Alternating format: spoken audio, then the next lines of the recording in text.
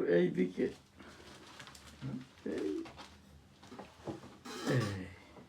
এইবার হয়েছে, নাইলে মনে হচ্ছে পতাকার মধ্যে ঢুকে গেছে। বিসমিল্লাহির রহমানির রহিম। আসসালামু আলাইকুম। www.dailynewsstar.com।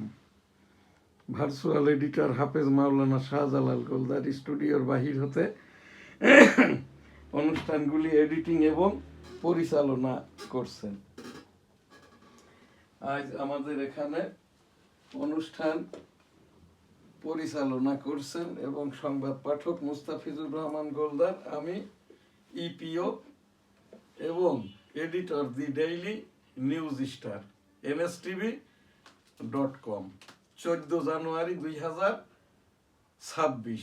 NSTV সংবাদ শুরুতেই 13তম জাতীয় সংসদ নির্বাচন ফলাফল এবং রাজনৈতিক দলগতভাবে একক সংখ্যাগরিষ্ঠতায় বিএনপি বাংলাদেশ জাতীয়তাবাদী দল ভোট গণনা শেষে 219টি এই যে বিএনপি এবং 15টি স্বতন্ত্র এবং অন্যান্য, বাকি আসনগুলি 67টি জামাতে ইসলাম।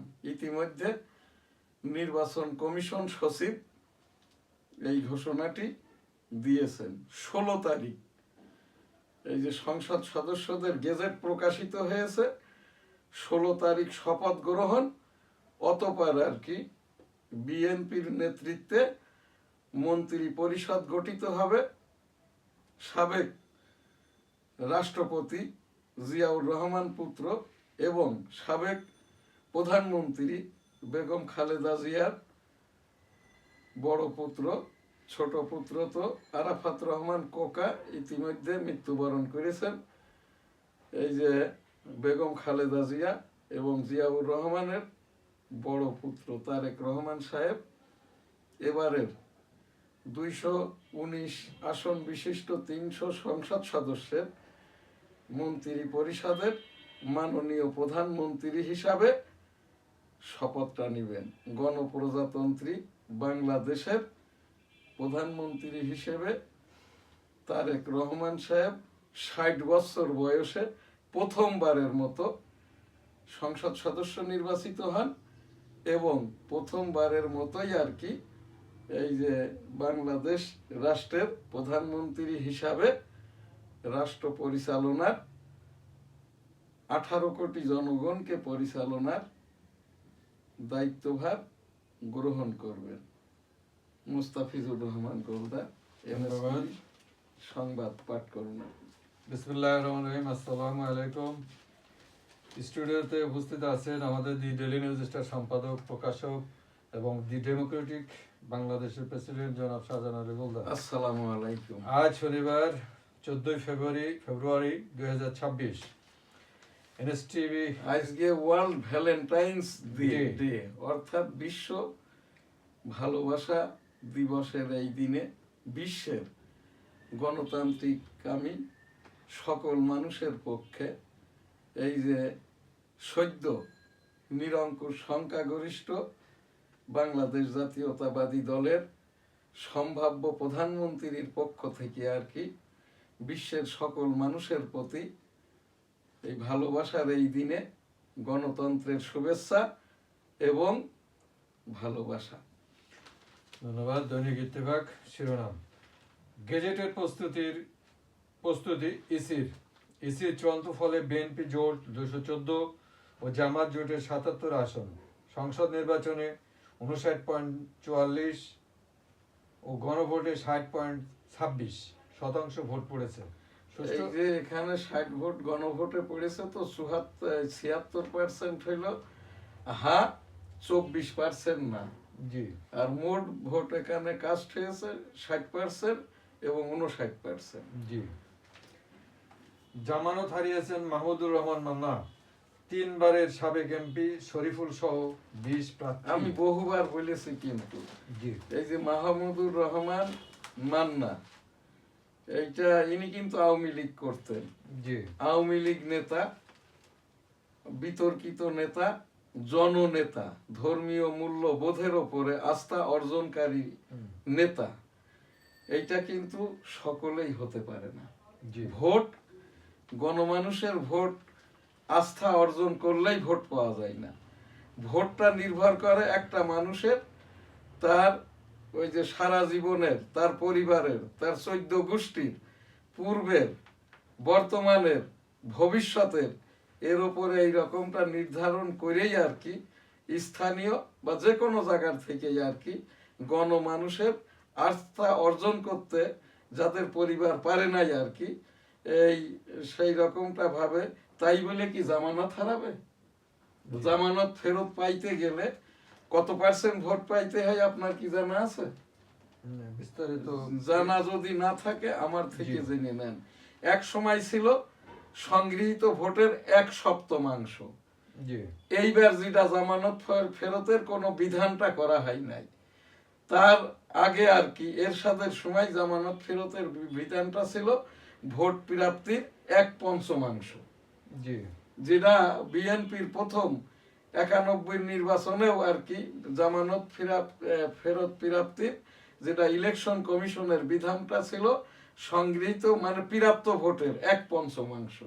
জি এইবার যেটা আর কি সংগৃহীত ভোটের 1/7 যদি কেউ পায়, যেহেতু হানা ভোট আছে, জি তাহলে সেখানটাই জামানত ফেরত পাওয়া যায়। অর্থাৎ এই যে যদি মাহমুদুর রহমান মান্নার ওখানটায় যিনি জিতেছেন আর কি, উনি ভোট পেয়েছেন 1,57,000, জি আর এই মান্না সাহেব এই জায়গাটায় 1,57,000, আরো অন্যান্য মিলে ধরেন 2 লক্ষ ভোট ওখানটায় কাস্ট হয়েছে। জি তো এই জায়গায় 2 লক্ষ ভোট যেখানে কাস্ট হয়েছে, এর 1/7 কত হয় আর কি, প্রতি লাখে আপনার 7,000। 7,000 তার মানে 2 লাখ ভোট যদি কাস্ট হয়ে থাকে, পুল হয়ে থাকে, তাহলে তাকে জামানত ফেরত পাইতে গেলে মাহমুদুর রহমান মান্না সাহেবকে ভোট পাইতে হবে 14,000। অবশ্যই যে লোকটা 14,000 ভোটও পাই নাই, এগুলো উনি কিন্তু নিজে জানতো। জি ওনার একটা ধারণা ছিল আর কি, এই ভোটটা তো শেখ হাসিনার চেয়েও হয় খুব ভালো হবে, আর তা না হলে খারাপ হবে। আর যদি মধ্যম পন্থায় হয়, আমি তো ওখান থেকে পাস, আমি মাহমুদুর রহমান মান্না। জি তো এই রকমটা করে কেন বলছি, এই লোকটা কথা বলতে বলতে অনেক সময় মুক্তিযোদ্ধাদেরকেও নিয়ে বলে ফেলে আর কি। জি জি কথা বলতে বলতে গণতন্ত্রকে নিয়ে কথা বলে ফেলে, কথা বলতে বলতে এই যে পাক কালাম হাদিসকে নিয়ে কথা বলে ফেলে।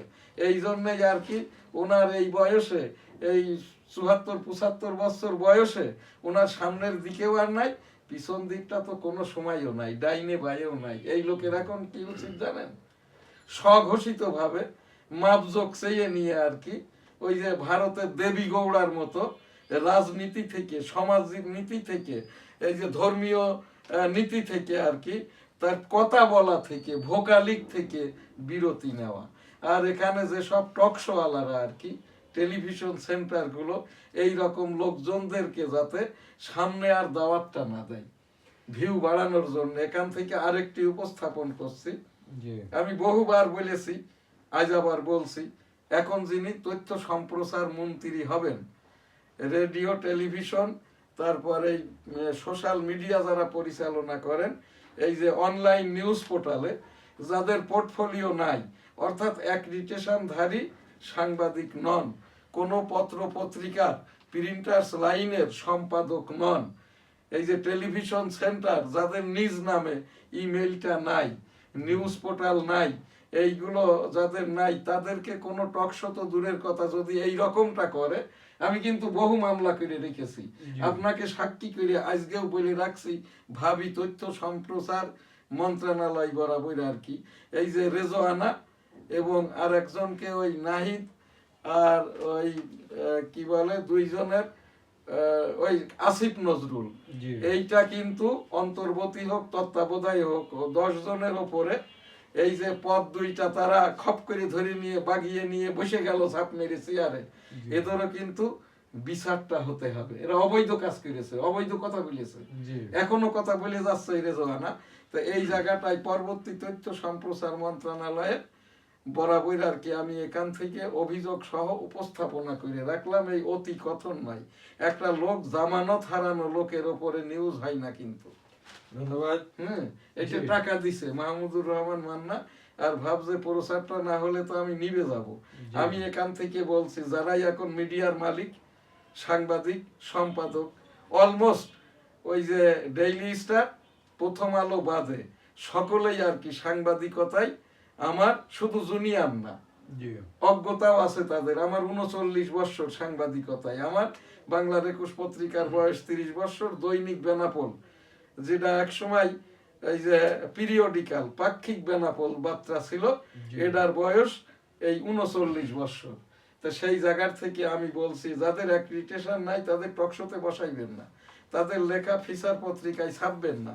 এইটা করেই কিন্তু আমাদের এই যে সোশ্যাল মিডিয়ায় যাদের নিজ নামে ডেডিকেটেড ইউআরএল ইমেল নাই, যারা ওই যে ফেসবুকের মাধ্যম দিয়ে, গুগলের মাধ্যম দিয়ে প্রোগ্রাম করে আর কি, ওই কি বলে লাইভ টেলিকাস্ট করে, ভিডিও গ্রাফি করে, ভিডিও প্রোগ্রাম করে, ভিডিও ক্লিপিংস বাজারে ছাড়ে, এরাও যাতে যাদের ওই যে কি বলে নিউজ পোর্টাল এবং ডেডিকেটেড ইমেল এবং ইউআরএল নাই, আপনার ওই গুগলে হোক বা যেখানেই হোক না কেন ডেডিকেটেড হোস্টিং নাই, এরা যাতে করে প্রোগ্রাম না করে। আইসিটি অ্যাক্টের আওতায় কিন্তু এদের নামে অপপ্রচারের, গীবদের, মিথ্যাচারের, ভাবাবেগের এবং ওই যেটা আপনি কি এআই বোঝেন?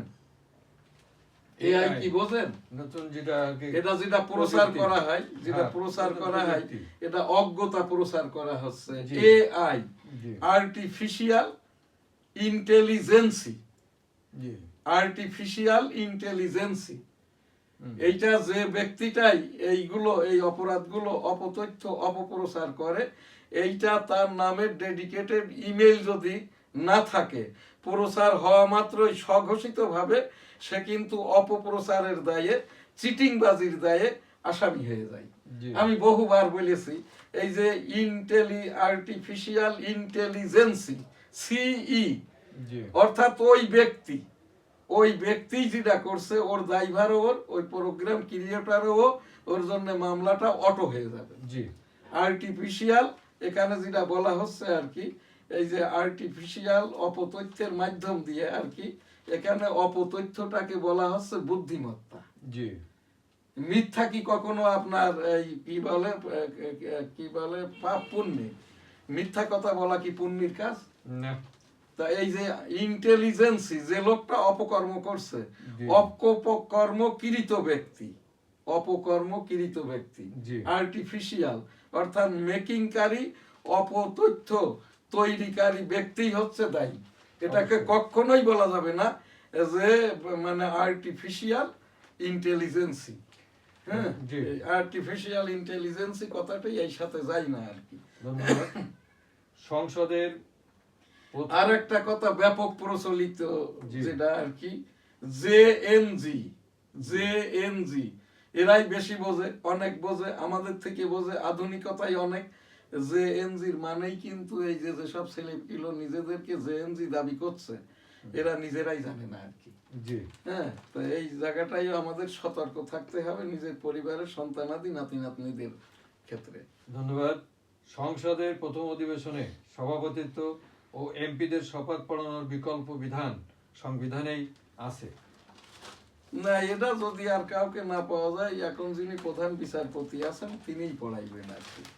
আমি তো এই যে এই 80 দশকে আর কি, এই আমার পোস্ট গ্রাজুয়েশনে আর কি রাষ্ট্রবিজ্ঞানের এমএসএস এ এই যে বাংলাদেশের সংবিধান, বাংলাদেশের জাতীয় সংসদ, ফ্যাসিবাদ, নাৎসিবাদ, তারপরে হচ্ছে ওই সেই মুসোলিনির, এই এরপরে হিটলারের ওপরেও আর কি হিটলারই তো পৃথিবীর সবচেয়ে বড় বৈষম্য বা ওই সেই ফ্যাসিস্ট আর কি, এর ওপরে আমার ওই ক্রেডিটটা ছিল। সামরিকতন্ত্র, গণতন্ত্র, ওই যে সৌদি আরবের খলিফাতান্ত্রিক গণতন্ত্র, গ্রেট ব্রিটেনের অলিখিত গণতন্ত্র, ইউনাইটেড স্টেট অফ আমেরিকার গণতন্ত্র, তারপরে ভারতের আর কি এই যেটা মিক্সিং গণতন্ত্র, অর্থাৎ আমাদের পৃথিবীর সকল দেশেই রাষ্ট্রপতি একজন হয়, আর ভারতে কিন্তু রাষ্ট্রপতি ছাড়াও উপরাষ্ট্রপতি আছে। এই জন্য ভারতের ডেমোক্রেসিটা অনেক ক্ষেত্রে বলা হচ্ছে মানে খুবই সবল, আবার কেউ কেউ বলতে চান এই যে সবলতার দুর্বল গণতন্ত্র ভারতেরটি, কিন্তু গ্রেট ব্রিটেন এবং আমেরিকারটি আর কি প্রপার গণতন্ত্র। পাক কালাম হাদিসের আলোকের গণতন্ত্র হচ্ছে সৌদি আরবের যেটা এখন চলমান খলিফাতান্ত্রিক গণতন্ত্র বা ক্যালিফ ডেমোক্রেসি। ধন্যবাদ। জনকেন্দ্রিক সম্পর্ক গড়তে পদক্ষেপ নিতে হবে ভারতকে, অধ্যাপক ইমতিয়াজ। রুমিন ও শামা সহ জয়ী হলেন 7 নারী। আজই দক্ষিণা দুয়ার খোলা, আজ বসন্ত।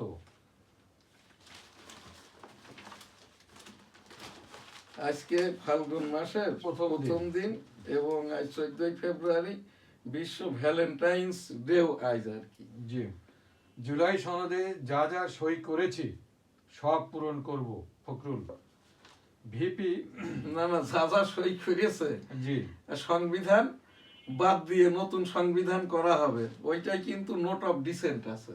আচ্ছা আচ্ছা, যেহেতু এই সংবিধানের আলোকেই নির্বাচনটা হচ্ছে, এইটাই কন্টিনিউ করবে, এতেও কিন্তু নোট অফ ডিসেন্ট আছে। জি, হ্যাঁ, তো এই জায়গাটায় এই কথাগুলো এইরকম কৌশল নাই, এগুলো ক্লিয়ার না করলে এর ভিতরেই জনমনে বিশৃঙ্খলা হয়, অশান্তির সৃষ্টি হয়। অ্যাপস্টেনের সঙ্গে সম্পর্কের দায়ে পদত্যাগ করলেন চেয়ারম্যান। ডিপি ওয়ার্ল্ডে বিনিয়োগ বন্ধ করলো আরও একটি সংস্থা। বিশ্ব ভূ রাজনীতি নতুন যুগে প্রবেশ করছে। Marco Rubio. পুরাতন বিশ্ব ব্যবস্থা আর নেই ইউরোপ। তারেক রহমানকে নরেন্দ্র মোদীর ফোন, অভিনন্দন। নির্বাচনের ফল ঘোষণায় ব্যাপক মেকানিজম হয়েছে। আমি এই 13তম জাতীয় সংসদ নির্বাচনের কনস্টিটিউয়েন্সি 85 যশোর 1 শার্শা বেনাপোল হতে টেবিল প্রতীক নিয়ে নমিনেশন জমা দিই। নিরঙ্কুশ জয়। আমি আমার এই 13তম জাতীয় সংসদ নির্বাচনের পূর্বে এই যে 6ষ্ঠ জাতীয় সংসদ নির্বাচনে অংশগ্রহণ করি, 2023 সালে রাষ্ট্রপতি পদে পদপ্রার্থী হওয়ার চেষ্টা করি এবং আর কি 2008, 14, 18, 24 স্বতন্ত্র হিসেবে টেবিল প্রতীক নিয়ে নির্বাচনের চেষ্টা করি। তো আমি সেই হিসাব দিয়েই আর কি এবারেরই আমার দেখা মতে আমি সেই 1977 সালের জিয়াউর রহমান সাহেবের হানা ভোটের পুলিং এজেন্ট ছিলাম। এবারের যে গণভোট, এই গণভোটটিও দেখলাম, এবারের গণভোটটি ব্যতিক্রম। এবারের গণভোট এটাকে বলা যায় না, এটা ডক্টর মোহাম্মদ ইউনূস মহোদয়ের অন্তর্বর্তীকালীন সরকারের কমিশনের পিপুল কনসেনসাস। এই যে ডক্টর মোহাম্মদ ইউনূস মহোদয়ের সরকারের যে কমিশন, রিয়াজ আলীর সহ সভাপতিত্বে আর কি, একটি বিস্ময়কর ব্যাপার। এখানে একটি কমিশন গঠন হয়েছে, কিন্তু কমিশনের সিদ্ধান্ত এবং চেয়ারম্যানের দায়িত্ব পালন করেছে রিয়াজ আলী, যিনি ছিলেন কমিশনের এই যে ডেপুটি চেয়ারম্যান বা একে কি বলা যায়, এই ভাইস চেয়ারম্যান, মানে সহসভাপতি আর কি। তো এইটাকে আমি কখনোই আর কি জিয়াউর রহমান সাহেবের ওই সেই হানা ভোটের সাথে আমি এটা গুলাইতে চাই না, যে কারণে এই যে বিএনপির পক্ষ থেকে এখানে নোট অফ ডিসেন্টটা দেওয়া হয়েছে। সেই 219 সদস্যের পার্লামেন্টারি মেম্বার নিয়ে বিএনপির এই যে অগ্রযাত্রায় তারেক রহমানের নেতৃত্বে দেশ, জনগণ, ধর্মীয় মূল্যবোধ, মুক্তিযুদ্ধের চেতনা, মুক্তিযোদ্ধা, আহত নিহত সকলের প্রতি শ্রদ্ধার্ঘ্য রেখে যাতে তারেক রহমান সাহেব সামনের দিকে এগিয়ে যেতে পারে, সেই লক্ষ্যেই আর কি এবারের 13তম জাতীয় সংসদ নির্বাচনের সকল নির্বাচিত সংসদ সদস্যদেরকে এনএসটিভির পক্ষ থেকে সিইও হিসাবে আমি এম শাহজাহান আলী গোলদার এই যে কনগ্রাচুলেশন, শুভেচ্ছা এবং মুবারকবাদ। এরশাদের দুর্গে জাপা বিপর্যস্ত। 13 জেলায় হামলা, সংঘর্ষ, ভাঙচুর, শতাধিক আহত। এই যে জিএম কাদেরও জামানত হারিয়েছে তার নিজস্ব আসন থেকে।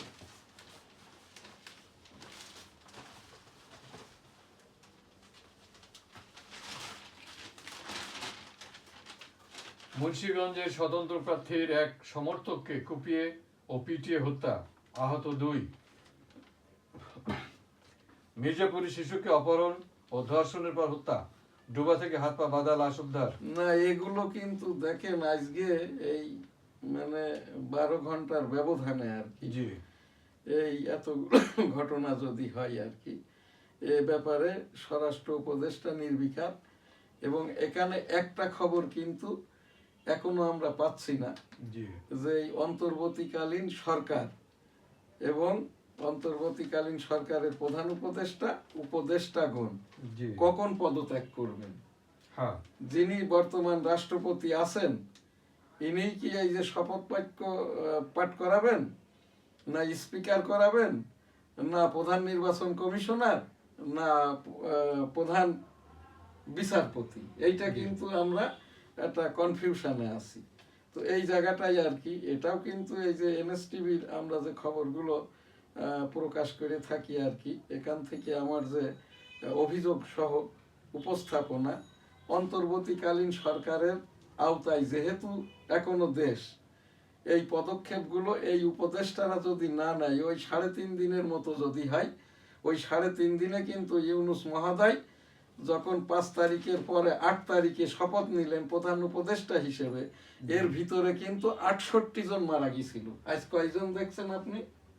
আজ তো এই কয়েকজন যেটুকি পড়লেন, এইটা 4-5 জন আর কি। হ্যাঁ। তো এই রকমটা যদি অনিশ্চিত অবস্থায় আগামীকালও যায়, জি তাহলে কিন্তু এইগুলো বাড়তেই থাকবে।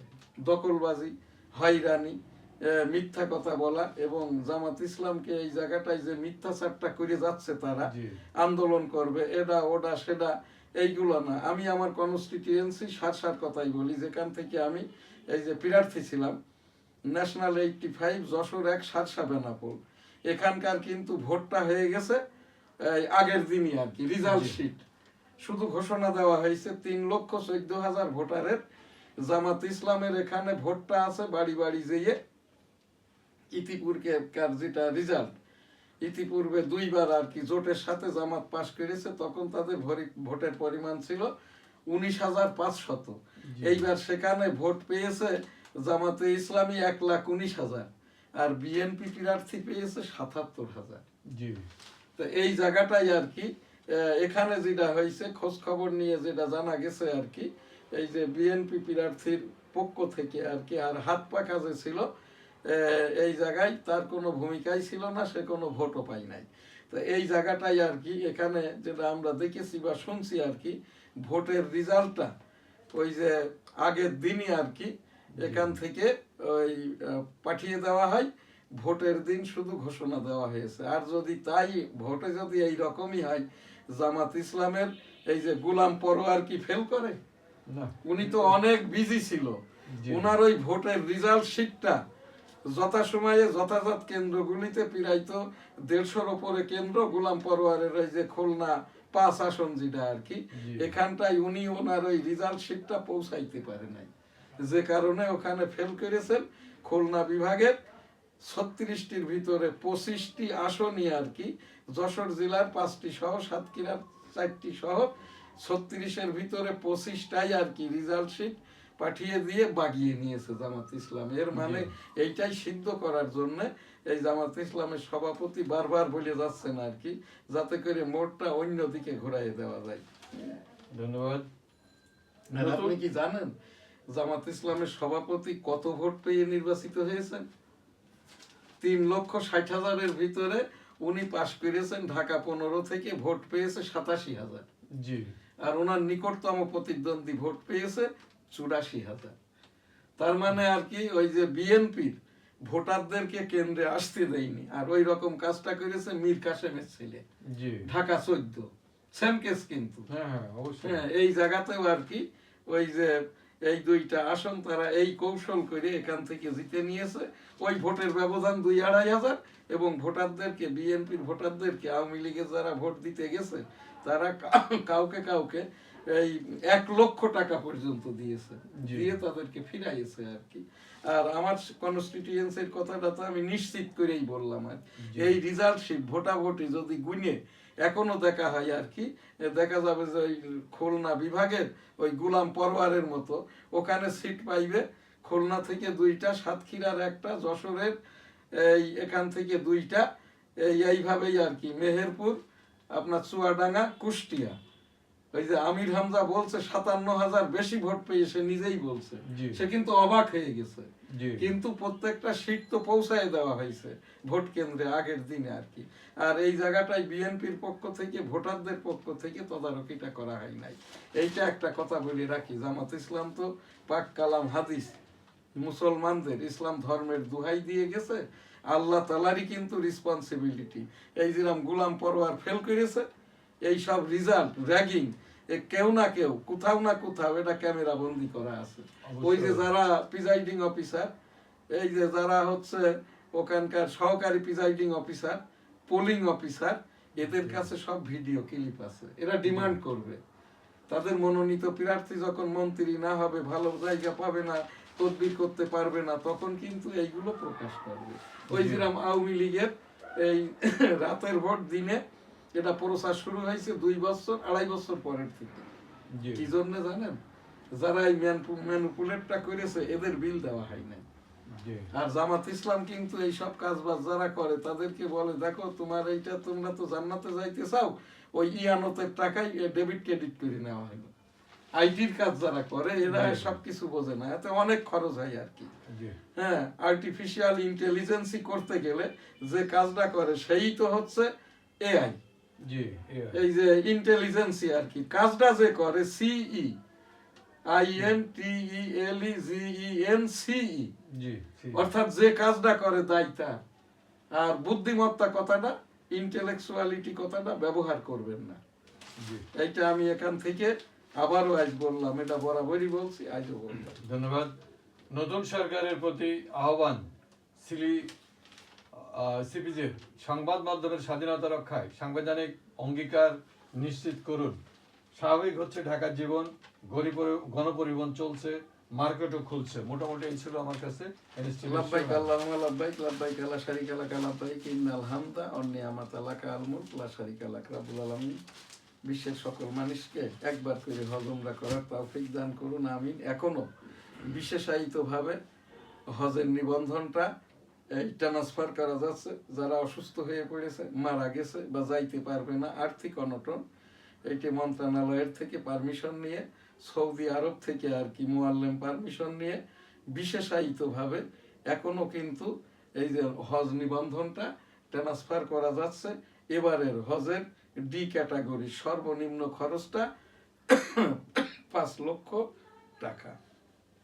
বাইতুল মুকাররম কাকরাইল সংবাদ এখনো এই যে নিয়মিত খতিব এবং পেশ ইমাম বাইতুল মুকাররম কাকরাইলে নিয়োগ দেওয়া হয়নি। তাবলিগটা এবারও পিছিয়ে গেল, যেহেতু জুবায়ের মাওলানা এই জায়গাটায় কাকরাইল থেকে 80 বছর বয়সে স্বেচ্ছায় অবসর গ্রহণ করেছেন।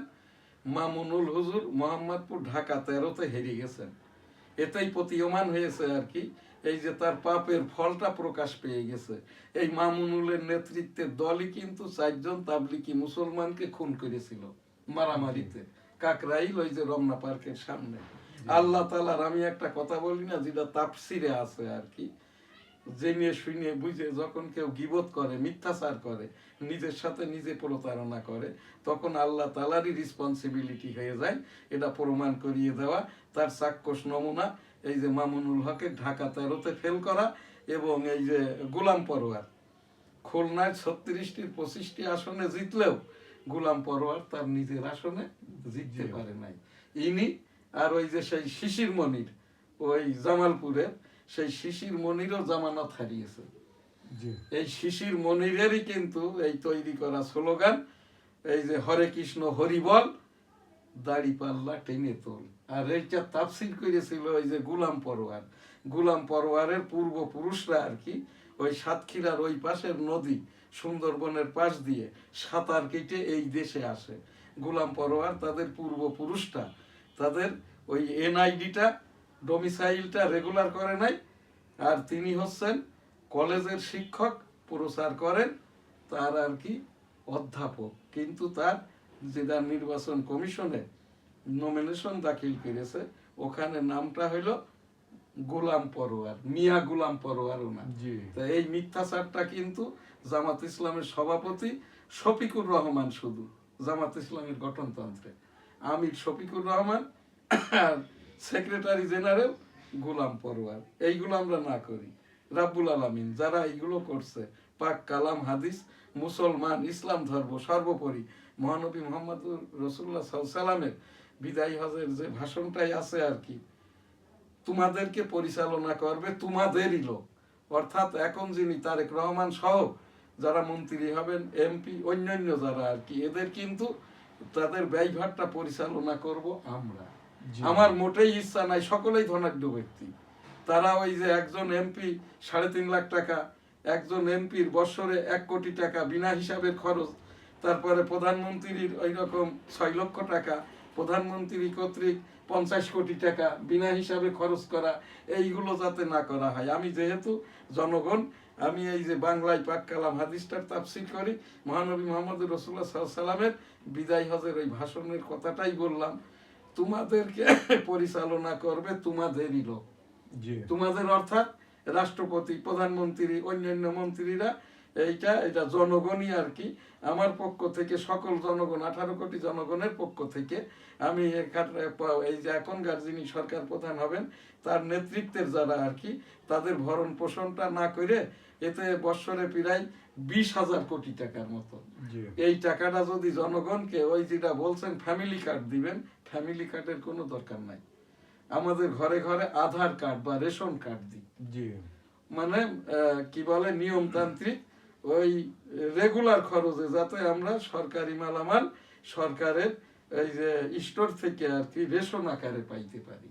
ফ্যামিলি কার্ড এটা বড় ধরনের প্রতারণা। আওয়ামী লীগও 1 কোটি দিয়েছিল 2,500 করে মোবাইলে, সেইটারই হয়তো এটা একটা দামি তারেক রহমান সাহেব নিয়েছেন। ওই যে ফখরুল ইসলাম আলমগীর তো একসময় স্থানীয় সরকার প্রতিমন্ত্রী ছিলেন, উনি এই পরামর্শটা দিয়েছেন সস্তা জনমতের জন্য। কিন্তু এটা কিন্তু একটা কেওয়াজ হবে এখানে। এই যে 18 কোটি মানুষের দেশে 50 লাখ ফ্যামিলি কার্ড, এইটা একটা ভালো জিনিস হবে না।